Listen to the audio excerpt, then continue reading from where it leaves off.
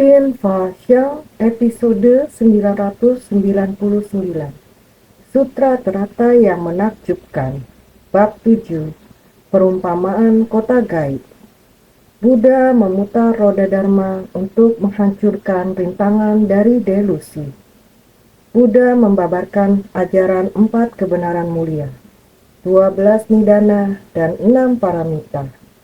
Seperti perputaran roda kereta, mampu mengubah awam menjadi suci, menggiling dan menghancurkan segala kerisauan, serta mengakhiri kegelapan batin dan delusi.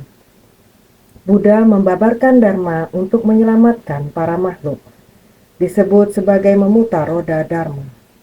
Buddha membabarkan Dharma mulai terus memberikan pengajaran sesuai dengan kapasitas para makhluk. Semua dharma yang dibabarkan tidak lain adalah ajaran 4 kebenaran mulia, 12 nidana, dan ajaran 6 paramita. 4 kebenaran mulia meliputi semua prinsip kebenaran. Membabarkan ajaran 4 kebenaran mulia untuk para Sravaka. Membabarkan 12 nidana untuk para Pratyeka Buddha. Membabarkan 6 paramita untuk orang yang memiliki akar kapasitas kendaraan tunggal. Ini adalah Buddha. Buddha Sakyamuni datang ke dunia, membabarkan Dharma selama lebih dari 40 tahun. Dalam waktu yang panjang, tidak pernah meninggalkan pengajaran ini. Sebenarnya semua Buddha memiliki ajaran yang sama. Buddha Sakyamuni demikian, tentu saja. Pada kalpa sebanyak butiran debu di masa lampau yang lalu, Buddha Mahabhinyana Bibu seharusnya juga demikian. Karena proses pelatihan diri, panjang pendeknya tidak sama, tetapi metodenya adalah sama. Karena para makhluk memiliki kekotoran batin yang sama. Ini disebut kekotoran dan kegelapan batin, yang jumlahnya tak terbatas dan tak terhitung. Semuanya disebut sebagai kegelapan batin, noda batin, dan delusi. Ketiga hal ini adalah penyakit yang sama dimiliki oleh para makhluk sejak dulu, yaitu penyakit batin, juga disebut noda batin, kegelapan batin, dan delusi. Ini sejak dulu para makhluk sudah demikian. Proses pembinaan diri dari Buddha juga demikian. Orang yang memiliki kegelapan batin berlanjut terus, memperbanyak kegelapan batin, membangkit tekad untuk menyelamatkan para makhluk. Buddha adalah maha tersadarkan. Beliau membangkitkan tekad luhur dan membangun ikrar agung. Juga sama memiliki sebersit niat ketidaktegaan, membina diri dalam waktu yang panjang dan lama. Maka setiap kehidupan tidak lain adalah ke atas memohon dan ke bawah membimbing.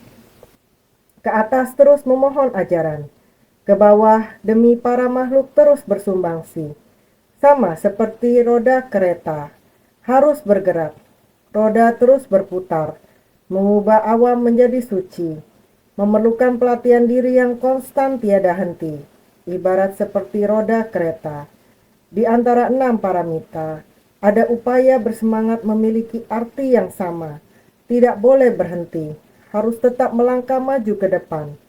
Terus-menerus seperti ini tanpa henti, seperti perputaran roda kereta. Apa yang kita putar? Apa yang diperlukan untuk upaya bersemangat? Dan apa yang seharusnya kita tanam? Yang harus kita tanam dan bersemangat ibarat seperti proses menggiling beras. Padi ditanam para petani dengan kerja keras. Tetapi ketika memotong dan memanen, padi tersebut masih dalam bentuk sekam kasar, tidak dapat dimakan. Harus melewati proses penggilingan untuk memecahkan bagian sekam kasar. Demikian terus dipecahkan, harus dipisahkan dari bagian luar sekam. Juga sama terjadi pada kita manusia. Kerisauan yang berlapis-lapis, bukankah sama halnya dengan butiran beras? Bagian luar dibungkus satu lapisan. Sifat hakiki semua orang yang demikian adanya telah dibungkus oleh cangkang dari kegelapan batin. Sehingga kita harus terlepas dari cangkang kegelapan batin. Barulah kita dapat memunculkan tatata kita. Oleh sebab itu, kita harus sama seperti roda kendaraan, tidak berhenti berputar, juga sama seperti mesin penggilingan beras, harus terus-menerus menggiling, sehingga kita dapat menghilangkan cangkang kerisauan, mengakhiri kegelapan batin dan delusi. Jika cangkangnya terbuka dan lepas, dinamakan sekam kasar, menjadi sekam kasar. Di dalamnya terdapat beras pecah kulit. Ketika kita menggilingnya sekali lagi, dinamakan sekam halus. Sekam halus perlahan-lahan dibuang menjadi beras putih. Demikianlah oleh karena itu, semua kegelapan batin digiling sedikit lagi, sehingga mengakhiri kegelapan batin dan delusi. Begitu sekam padi disingkirkan, dedak padi yang tebal digiling sedikit lagi. Untuk menyingkirkan kotorannya, kegelapan batin kita dihapus seperti ini, menunjukkan sifat hakiki tata kita. Maka mengakhiri kegelapan batin dan delusi dengan mulai menghancurkan noda batin kita. Maka dapat melepaskan cangkang kegelapan batin, membersihkan kotoran di luar. Meskipun sangat halus sekecil dedak padi, juga dapat dihilangkan. Inilah mengakhiri kegelapan batin dan delusi.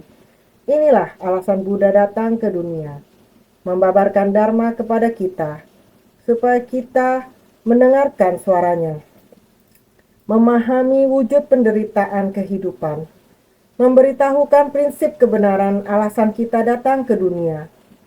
12 nidana, sumber dari fase lahir, tua, sakit, dan mati, yaitu 12 nidana, sehingga kita dapat mengetahui prinsip kebenaran ini.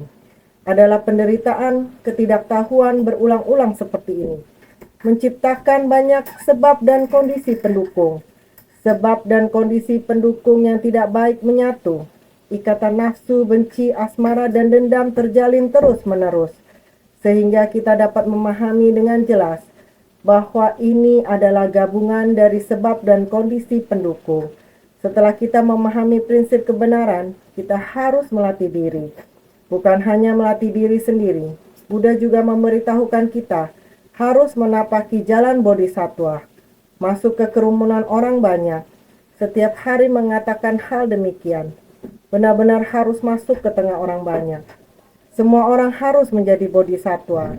Ketika kamu memiliki sebersih niat pikiran, kamu dapat menjadi bodhisattva dunia, seperti Cuceng dan komite kita. Di masyarakat, banyak orang yang memiliki welas asih. Mereka mengumpulkannya. Anggota Cuceng ataupun komite, wilayah mana yang memerlukan bantuan, ada orang baik hati yang melaporkan kasus kepada kita. Setelah menerima, harus cepat-cepat diselidiki. Seperti di Tainan ada satu keluarga yang menderita. Sebenarnya keluarga ini demikian seperti sebab dan kondisi yang bersatu. Seorang ayah yang sudah berumur 80 tahun lebih, walaupun memiliki rumah yang dapat ditinggali, sudah berumur dan sakit-sakitan, juga menderita stroke. Insan Sisi setelah menerima kasus ini, pergi menemuinya. Sungguh menyedihkan. Sejak tahun 2013, mulai awal tahun kita telah menerima kasus ini. Bodhisattva Cuceng kita ada beberapa orang mengajak komite. Di antaranya ada Tuan Wang Xixiong yang tinggal lebih dekat. Dialah yang sering berkunjung ke rumah orang tua ini. Hampir setiap hari mengantar makanan untuk dimakan orang tua ini. Pelan-pelan menyuapinya, seperti seorang anak yang berbakti kepada ayahnya, seperti sedang menyuapi ayahnya. Setelah melewati beberapa waktu, ada lagi kasus yang dilaporkan. Kasus ini dengan orang ini ada hubungan dengan orang tua yang berumur 80 tahun lebih ini, yaitu anak dari orang tua ini. Tahun ini berumur 50 tahun. Orang ini sudah lama tidak tinggal bersama ayahnya, karena di luar kota dia punya keluarga sendiri. Tetapi beberapa tahun yang lalu telah bercerai dengan istrinya. Dia sendiri menderita penyakit diabetes yang sangat serius. Meskipun memiliki 2 orang anak, yang satu sudah membangun keluarga sendiri, yang satu lagi bekerja sebagai kurir. Biasanya hubungan antara anak dan ayah tidak terlalu baik. Meskipun anak bungsu tinggal bersama ayahnya, tetapi anak selalu pergi pagi dan pulang larut malam. Dan biasanya hubungannya tidak baik. Bapak Wang yang berusia 50 tahun ini, suatu hari karena tekanan gula darah terlalu rendah dan terjatuh dan mengalami cedera leher dan sumsum tulang belakang. Ketika orang-orang menemukannya dan mengirimkannya ke sebuah rumah sakit yang besar di Thailand, melalui operasi dan setelah operasi kedua kaki menjadi tidak bisa bergerak. Satu tangan juga tidak bisa bergerak. Hanya satu tangan yang bisa bergerak. Sehingga hanya tertinggal satu anggota tubuh yang bisa bergerak. Maka hanya bisa berbaring di tempat tidur. Juga sama ada orang yang melaporkan kasus ini ke kita agar insan suci mengunjunginya. Sejak saat itu, setiap hari harus membantunya mengganti popok dan menyuapinya makan. Kali ini, karena anaknya tidak begitu peduli sang ayah, seluruh rumah sungguh kotor. Sang ayah sudah 5 bulan lebih tidak mandi. Begitu masuk ke dalam rumah sungguh bau busuk. Walau insan cuci datang, membantu bersih-bersih dan mengganti pampers, namun merasa kalau anak-anaknya tidak ada yang membersihkan. Jadi insan cuci tergerak. Dalam cuaca yang panas, beberapa hari ini semua bergerak. 3-4 orang membawa pasien ini masuk ke dalam kamar mandi yang kecil. 3-4 relawan barisan cuceng, ada yang memakaikan sabun, ada yang menggunakan kain lufa, membersihkan seluruh tubuh. Kepala dan muka semua dibersihkan. Tuan Wang Sisyong menggendongnya seperti ini. Karena bagian dalamnya sangat sempit, tidak mungkin digotong oleh 3 atau 4 orang. Jadi dia harus menggendongnya sendirian. Sesampainya di luar, buru-buru menata kepala, wajah, janggut, dan rambutnya. Merapikan semuanya. Terakhir, pembersihan secara keseluruhan. Setelah itu, pasien ini pada akhirnya menunjukkan senyuman dan mengucapkan satu kata, "Terima kasih semuanya." Semua orang, Sisyong dan Sicie, membersihkan rumahnya keseluruhan, mengganti semua spray supaya bersih dan rapi. Semua orang mengelilinginya. Rumah ini sudah cemerlang, namun merasa ini bukanlah solusi. Setelah beberapa hari akan kembali kotor. Jadi pergi mencari panti jompo untuknya. Pergi untuk membantunya mencari tahu dinas sosial. Dinas sosial pemerintah, tempat tidur gratis. Mencoba segala cara untuk membantu masuk ke dalam. Namun ayahnya memiliki sebuah rumah dan ayah Bapak Wang ini memiliki sebuah rumah, jadi masih harus mensubsidi 6.000 NTD lagi. Insan Cici membantunya untuk menutupnya, membiarkannya tinggal di panti jompo. Tetapi kedua anaknya ini tidak banyak berbicara dengan ayahnya. Maka barisan relawan cuceng kita yang juga bermarga Wang, Tuan Wang, setiap hari dia menuliskan di ponselnya, menuliskan kunjungannya ke ayah mereka, tentang percakapan yang hangat, membuat anak-anaknya terharu. Akhirnya anak-anaknya mulai mengerti untuk pergi menjenguk ayahnya. Anaknya juga bersedia menanggung sebagian beban 3.000 NTD buat ayahnya. Suatu saat digunakan sebagai uang jajan. Seperti ini. Inilah namanya kehidupan manusia. Sebab akibat kehidupan manusia. Satu keluarga, 2 penderitaan. Biarpun punya 2 anak, 3 generasi, hubungan tidak terlalu baik. Lihatlah seperti ini dalam karma di dunia. Ikatan nafsu, benci, asmara, dan dendam. Berjodoh atau tidak, sebenarnya bagaimana? Jelas-jelas satu rumah tangga, akhirnya bercerai. Kedua anaknya jadinya tidak berjodoh. Di atas masih ada ayahnya atau kakek. Ayah atau kakek yang berusia 80 tahun lebih juga tidak ada yang jaga. Ini adalah cerita satu rumah tangga. Lihatlah, ini namanya dunia. Di manakah perasaan? Hanya ada ikatan nafsu, benci, asmara, dan dendam. Tidak dapat dimengerti sebenarnya kenapa. Makanya kita harus mengerti. Ini adalah hukum sebab akibat. Datang ke kehidupan manusia adalah penderitaan, membuat kegelapan batin avidya, Seperti inilah namanya karma. Maka kita semua harus segera melatih diri. Dan melatih diri bukan hanya memberikan kebaikan untuk diri sendiri, harus secara bersamaan memberi manfaat pada orang lain, menapaki jalan bodhisatwa. Jika tidak terdapat para bodhisatwa ini di tengah masyarakat, coba kalian pikirkan, berapa banyak keluarga bagaikan tumpukan sampah? Berapa banyak orang yang hidup sebatang kara tiada tempat bergantung? Orang-orang yang sakit bagaimana dapat melewati hari? Dengan adanya bodhisatwa dunia, tidak tega para makhluk menderita. Demikian terjun ke masyarakat. Ini adalah bodhisatwa yang masuk ke tengah orang banyak. Kekuatan cinta kasih inilah yang diajarkan oleh Sang Buddha kepada kita semua. Mengajari kita harus serius, kita harus semangat, bagaikan roda kendaraan, bagaikan mesin penggiling padi. Kegelapan batin kita harus dihilangkan tanpa henti. Terhadap dharma ini kita tiada henti, disebarkan kepada orang lain. Secepat mungkin membuat dharma ini diantarkan ke dalam batin setiap orang. Seperti memutar roda dharma, menghapus noda batin sendiri. Kita juga dapat menggunakan prinsip kebenaran sejati untuk membimbing semua makhluk. Maka Sang Buddha membabarkan dharma dan membimbing para makhluk. Tiada lain adalah menginginkan kita membimbing para makhluk. Bukan hanya Sang Buddha datang ke dunia untuk membimbing para makhluk. Jika hanya Buddha sendiri juga memiliki waktu yang sangat terbatas, bagaimana dapat membimbing para makhluk? Roda dharma ini diberikan kepada muridnya. Dalam diri setiap murid memiliki sifat hakiki kebudaan. Setiap orang menggenggam sifat kebudaan. Di tengah orang banyak menempa kita agar kita dapat seperti mesin penggiling padi melepaskan kulitnya.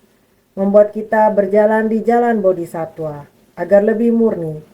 Dengan demikian, kita harus tiada henti bersumbangsi di tengah orang banyak. Ini juga disebut memutar roda dharma. Tidak hanya Buddha yang memutar roda dharma, seharusnya kita juga harus terus giat.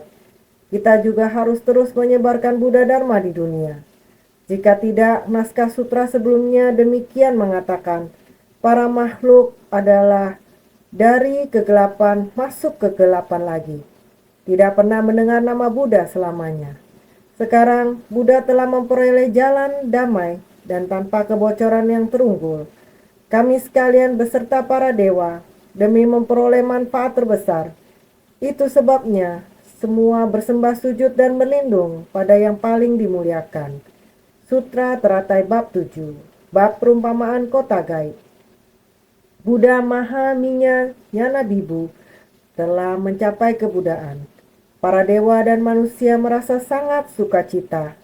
Karena kalau Buddha belum lahir, kalau Buddha belum mencapai pencerahan, batin para makhluk semakin lama semakin gelap.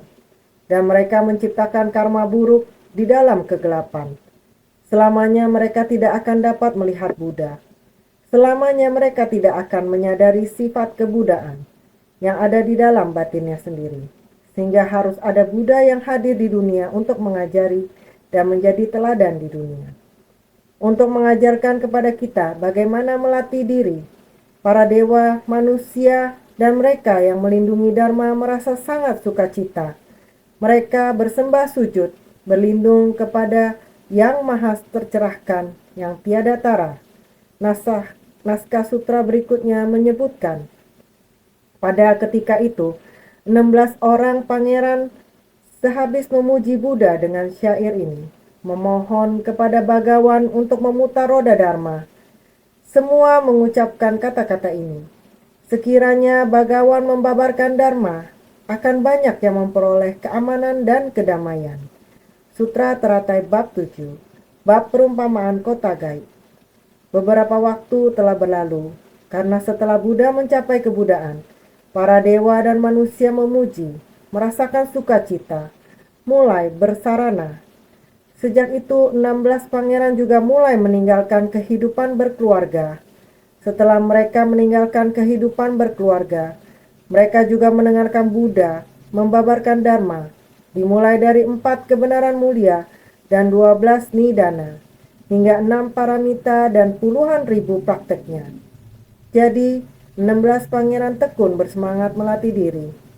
Di bawah bimbingan Buddha Mahaminya Nyana Bibu, mereka tekun bersemangat meninggalkan kehidupan berkeluarga dan menjadi Sramanera. Mereka mendengarkan Dharma yang dibabarkan Buddha, terutama 6 paramita dan puluhan ribu praktiknya. Yang mereka butuhkan adalah penjelasan secara lebih detail oleh Buddha, sehingga mereka dapat mendengarkan Buddha menjelaskan tentang jalan mencapai kebudaan. Ini adalah ajaran yang sangat jelas, sehingga 16 Sramanera juga memohon kepada Buddha untuk memutar roda Dharma. Roda Dharma untuk mencapai kebudaan. Ajaran segala praktek dari 6 paramita yang pernah kita bahas sebelumnya. Sebenarnya adalah jalan mencapai kebudaan. Namun, agar dapat dipahami lebih banyak orang, 16 pangeran memohon kepada Buddha untuk membabarkan Sutra Teratai sekali lagi. Namanya Sutra Teratai. Sebenarnya, sebelum membabarkan Sutra Teratai, Sang Buddha telah membabarkan ajaran Bodhisattva, agar dapat lebih baik dipahami oleh orang yang belum pernah mendengarkan ajaran ini. Orang pada masa mendatang, 16 pangeran memohon dengan tulus agar Sang Buddha membabarkan Sutra Teratai. Sang Buddha membabarkan dalam waktu yang sangat panjang, 8.000 kalpa.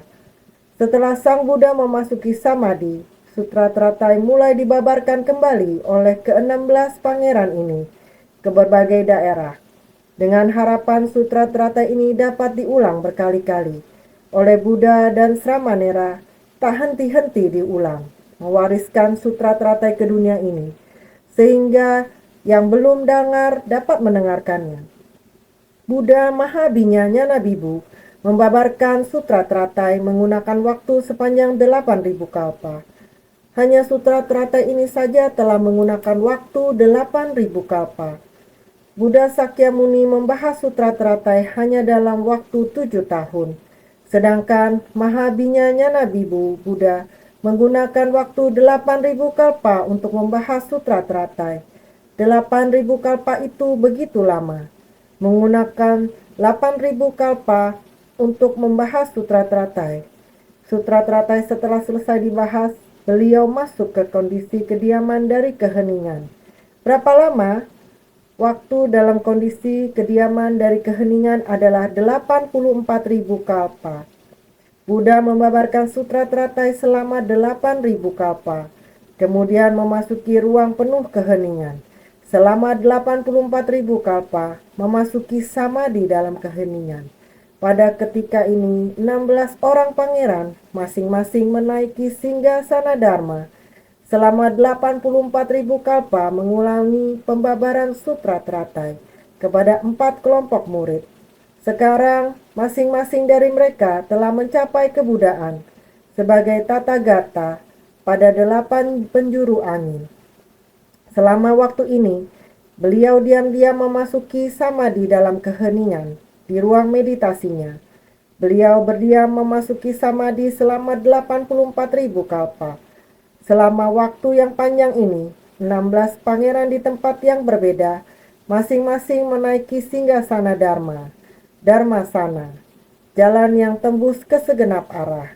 Mereka juga menggunakan waktu selama 84.000 kalpa, mengulangi pembabaran Sutra Teratai kepada 4 kelompok murid. Buddha Mahabhinya Nyana Bibu telah menggunakan waktu selama 8.000 kalpa untuk membabarkan Sutra Teratai. Selama 84.000 kalpa, Sang Buddha memasuki samadhi. Para 16 pangeran ini mengulangi pembabaran Sutra Teratai. Mereka juga menggunakan waktu selama 84.000 kalpa untuk mengulangi pembabaran Sutra Teratai di 8 penjuru arah membabarkan Dharma. Sekarang mereka semua telah mencapai kebudaan. Para 16 pangeran ini memohon Buddha untuk memutar roda Dharma. Mengapa mereka memohon kepadanya? Meskipun Buddha setelah mencapai kebudaan, sebagian masih belum mendengarkan Dharma. Makanya memohon sangat padanya. Memohon kepada Bhagawan untuk memutar roda Dharma. Setelah Buddha mencapai penerangan sempurna, sebagian belum mendengarkan Dharma, makanya memohon sangat padanya. Pada saat ini juga ada banyak orang di sana. Ada yang berada di luar sana dan belum pernah mendengarkan Dharma. Meskipun mereka tahu bahwa Sang Buddha telah mencapai kebudayaan di dunia ini, tapi mereka tidak mau datang untuk mendengarkan Dharma dan tidak mau bertemu dengan Sang Buddha. Bukankah kita pernah membicarakan cerita ini sebelumnya? Di sebuah desa kecil berpenduduk 90.000 orang, 30.000 orang telah bertemu dengan Sang Buddha dan mendengarkan Dharma.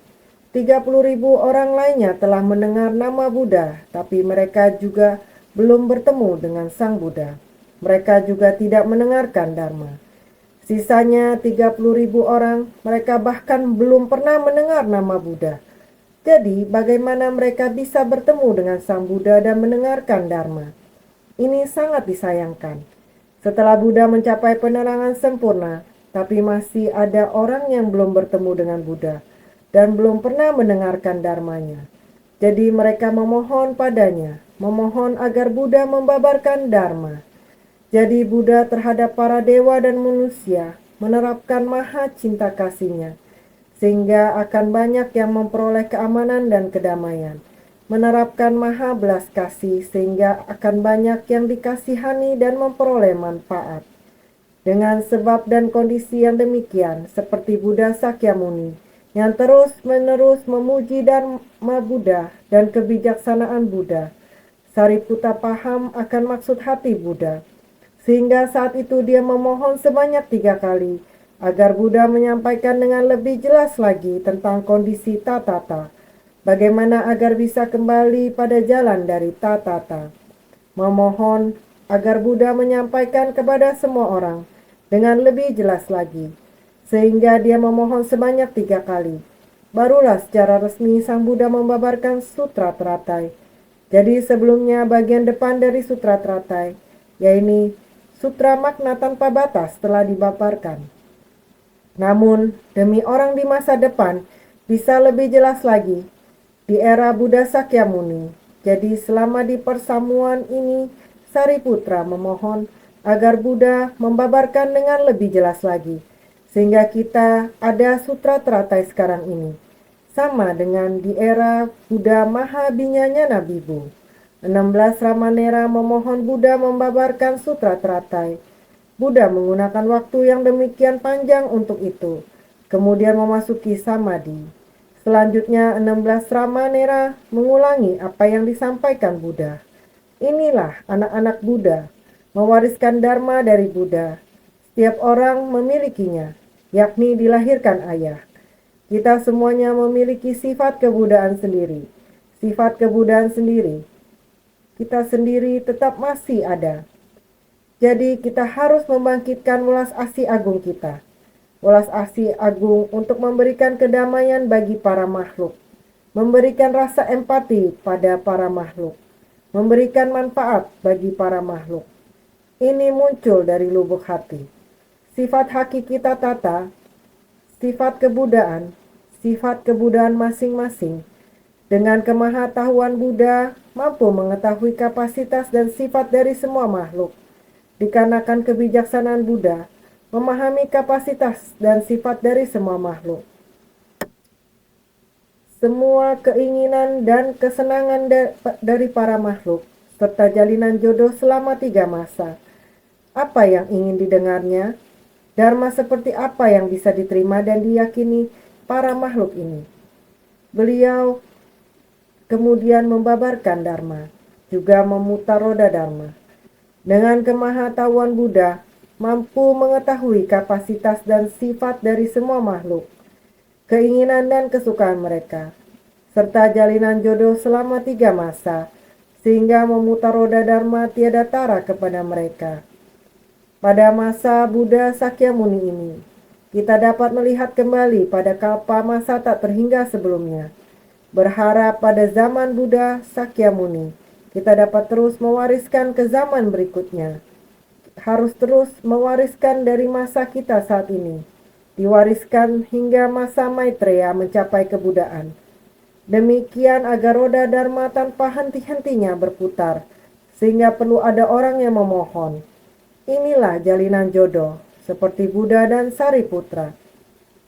Apabila Sariputra tidak memohon 3 kali, hingga saat ini bagaimana mungkin ada sutra trata yang bisa kita dengar?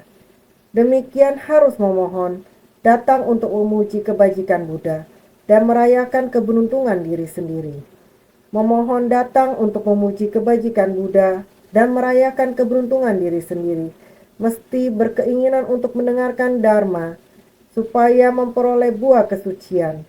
Makanya memohon kepada Buddha, memuji kebajikan masa lalu, Buddha Maha Binya Nyana Bibu. Kita juga merayakan keberuntungan diri kita. Kita sudah mendengarkan Sutra Teratai di saat 16 pangeran membabarkan Sutra Teratai. Kita kemungkinan juga salah satu pendengarnya. Seperti inilah kita memberi selamat pada diri kita sendiri. Kita di kehidupan ini, di saat ini, juga masih dapat mendengar nama Sutra Teratai. Bahkan juga dapat belajar dan mengerti isi dari Dharma di dalam Sutra Teratai. Makanya merayakan keberuntungan diri sendiri mesti berkeinginan untuk mendengarkan Dharma. Kita harus mendengarkan Dharma supaya memperoleh buah kesucian. Sekarang kita mendengar, semoga kita bisa kembali pada sifat hakiki tatata, supaya memperoleh buah kesucian. Kita ada mendengar adalah proses memupuk benih sebab. Sebelumnya sudah kita bahas, memupuk benih sebab memerlukan waktu yang lama. Berharap di dalam Dharma harus berpijak pada tanah yang padat atau realistis. Terjun ke tengah orang banyak, berbuat dalam tindakan nyata untuk mencapai buah suci, sehingga karena demikian harus mendorong memutar roda Dharma. Perumpamaan Dharma memiliki 2 penjelasan. Roda Dharma, perumpamaan Dharma ini memiliki 2 penjelasan. Roda seperti roda kereta, memiliki arti mengangkut dan menghancurkan. Pengajaran Tathagata dapat mengangkut para makhluk dari tingkatan awan menuju tingkatan suci, menghancurkan segala rintangan dari delusi para makhluk. Roda itu seperti roda kereta, memiliki arti mengangkut dan menghancurkan. Seperti roda berputar, menghancurkan semua benda. Seperti roda terus berputar, sehingga bisa mengangkut dan menghancurkan benda lain. Roda kalau diletakkan di kereta bisa mengangkut barang. Jika roda diletakkan pada mesin, dia dapat menggiling beras dan menghancurkan banyak benda. Inilah arti dari roda. Dharma ajaran dari Tathagata, bagaikan dapat membawa para makhluk dari awam menuju ke suci. Dari makhluk awam sampai menjadi orang suci. Jika menempatkannya di tempat lain, sama seperti roda. Itu adalah menghancurkan dan menggiling segala rintangan dari delusi, karma dari delusi. Ini adalah sama seperti mesin giling padi. Kulit dari ketidaktahuan harus melewati digiling dan dihancurkan. Kulit membuatnya lepas kulit. Bahkan dedak kasar yang kotor juga bisa digiling sampai lepas. Dengan seperti ini, seperti kerisauan dari ketidaktahuan kita, adalah seperti ini setelah melalui roda. Roda dipasang ke kereta bisa untuk membawa orang. Roda ini diletakkan di mesin, ia bisa menggiling sangat banyak kulit yang keras. Ini adalah perumpamaan.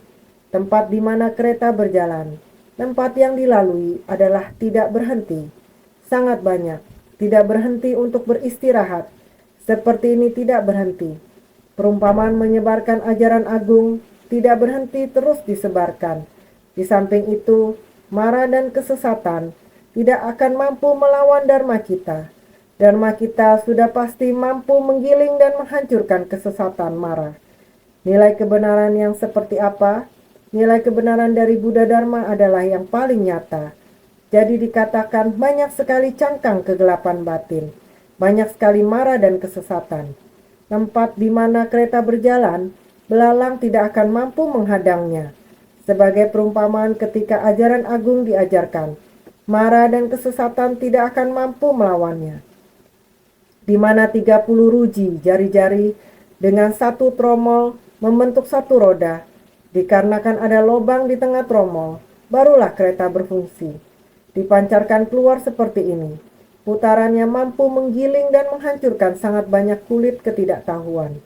Pembabaran Dharma dari Buddha seperti melukis di udara. Biarpun dibabarkan, seakan tidak diucapkan. Makanya berguna untuk memberi manfaat pada semua makhluk. 30 ruji jari-jari dengan satu tromol membentuk satu roda. Dikarenakan ada lubang di tengah tromol, barulah kereta berfungsi. Pembabaran Dharma dari Buddha seperti melukis di udara. Biarpun dibabarkan, seakan tidak diucapkan. Makanya berguna untuk memberi manfaat pada semua makhluk. Dharma setelah dibabarkan oleh Buddha akan berlalu seperti lukisan di udara. Melukis di udara dibabarkan atau tidak dibabarkan adalah sama. Dharma sebenarnya adalah berada pada segala sesuatu yang ada di alam semesta. Sebenarnya sudah ada. Kenapa perlu Buddha yang babarkan? Ada dibabarkan dan tidak ada adalah sama. Tapi kita mau dengar. Dengar karena suara sebenarnya adalah tidak ada. Di udara saya berkata, sebenarnya apa bentuk dari suara ini? Hanya semua orang mendengar masuk ke dalam telinga. Tetapi jika benar-benar mendengarkan, baru ada manfaat. Juga karena dia tidak berwujud, sehingga kita baru bisa mendengarkan. Jika dia berwujud, akan mentok di telingamu. Harus dari mana masuk? Harus masuk dari mata atau hidung? Atau masuk dari telinga? Itu karena dia tidak berwujud. Tiada berwujud, ada suara. Sehingga seperti melukis di udara. Biarpun dibabarkan, seakan tidak diucapkan. Dibabarkan atau tidak tetap sama. Tetapi prinsip kebenaran tetap ada melalui suara. Suara yang tak berwujud masuk ke telinga setiap orang. Semua mengucapkan kata-kata ini. Sekiranya bagawan membabarkan Dharma, akan banyak yang memperoleh keamanan dan kedamaian. Seandainya Buddha membabarkan Dharma, akan banyak manfaatnya. Memungkinkan untuk memperoleh keamanan dan kedamaian. Sehingga semua mengucapkan kata-kata ini. Sekiranya bagawan membabarkan Dharma, akan banyak yang memperoleh keamanan dan kedamaian. Dharma yang dibabarkan bagawan dapat menenteramkan batin para makhluk. Setiap orang jika bersungguh hati, Dharma yang dibabarkan oleh Buddha adalah pada batin kita, terukir dalam batin kita, dalam kehidupan keseharian, di antara orang banyak, tempat yang penuh penderitaan. Semua tempat yang penuh penderitaan perlu adanya Dharma. Orang yang menerima Dharma, ada prinsip kebenaran. Orang yang menyerap Dharma, maka bersedia memasuki tempat yang penuh dengan orang yang menderita. Ada yang bertanya, insan ceci ada di mana? Seharusnya insan ceci dapat menjawab, saya di sini, membantu orang membersihkan, memandikan. Sini, kamu juga silakan ikut membantu. Jika bisa demikian bergulir, sejak bertanya kamu ada di mana, bagaimana jika kita mengulurkan tangan untuk mengajak dia? Semua orang saling mengeluarkan sedikit tenaga, bersumbangsi demi orang yang menderita. Jika demikian, insan suci berada di mana-mana. Bodhisattva membabarkan Dharma dengan tubuh di mana-mana. Dengan tubuhnya membabarkan Dharma, tidak perlu menggunakan mulut untuk membabarkan Dharma. Membabarkan Dharma dengan praktik nyata, sehingga angin di udara terdapat di mana-mana, seperti kondisi di ruang, seperti lukisan. Kamu mengatakan ingin sebuah pohon. Iya, dari dalam ruangan ini terdapat sebuah pohon. Dipangkas dengan indah. Bunga dan rerumputan dipangkas dengan bentuk yang bulat persegi. Suatu hari ketika masuk, aksi Anda sungguh luar biasa. Rerumputan ini kamu pangkas demikian rapi, demikian indah. Dia sangat senang. Sebenarnya di tengah terik matahari, dia di sana dengan sabar memangkas, perlahan-lahan memangkas dan membentuk logo ceci dengan indah. Bentuk bulatan memangkas dengan sangat bulat. Ini adalah lukisan di udara. Lukisan di ruang besar ini, lukisan ini, gambar ini merupakan praktek nyata. Dengan teliti memangkas menjadi sebuah lukisan. Lukisan sebenarnya sehingga dikatakan ini adalah Dharma, yaitu orang yang dengan praktik nyata menggunakan tubuh membabarkan Dharma. bodhisatwa dalam kelompok orang banyak. Dalam penderitaan, sebuah rumah yang kotor berubah menjadi indah cemerlang, rumah yang bersih. Beberapa bulan, sekian lama tidak membersihkan tubuh, berubah menjadi bersih. Setiap orang bisa mendekatinya, setiap orang dapat menyentuhnya. Bersih, segar. Ini karena adanya sekelompok bodhisatwa agung. Mereka tidak takut bersusah payah, tidak takut busuk, tidak takut kotor. Demikian membantu dia dari kotor menjadi bersih. Ini adalah Dharma. Dharma pada batin, seperti lukisan di udara. Dibabarkan seakan tidak diucapkan. Mereka sudah menyerap ke dalam batin. Demikian melakukannya. Memberi manfaat bagi para makhluk. Ini karena adanya Dharma untuk menyadarkan. Ada Dharma untuk menyadarkan sehingga Buddha lahir di dunia. Memohon sangat untuk membabarkan Dharma. Semua mengucapkan kata-kata ini. Beberapa hari ini dewa demikian memuji, sekiranya Bhagawan membabarkan Dharma, akan banyak yang memperoleh keamanan dan kedamaian. Hanya dengan adanya Dharma di dunia, maka para makhluk akan mendapatkan manfaat. Semuanya memperoleh keamanan dan kedamaian. Benar ajaran Buddha, asalkan semua orang mendengarkan Dharma. Setiap orang mendengarkan, setiap orang berbuat dalam tindakan nyata. Bukankah setiap orang merupakan bodhisatwa dunia? Harus baik-baik senantiasa lebih bersungguh hati.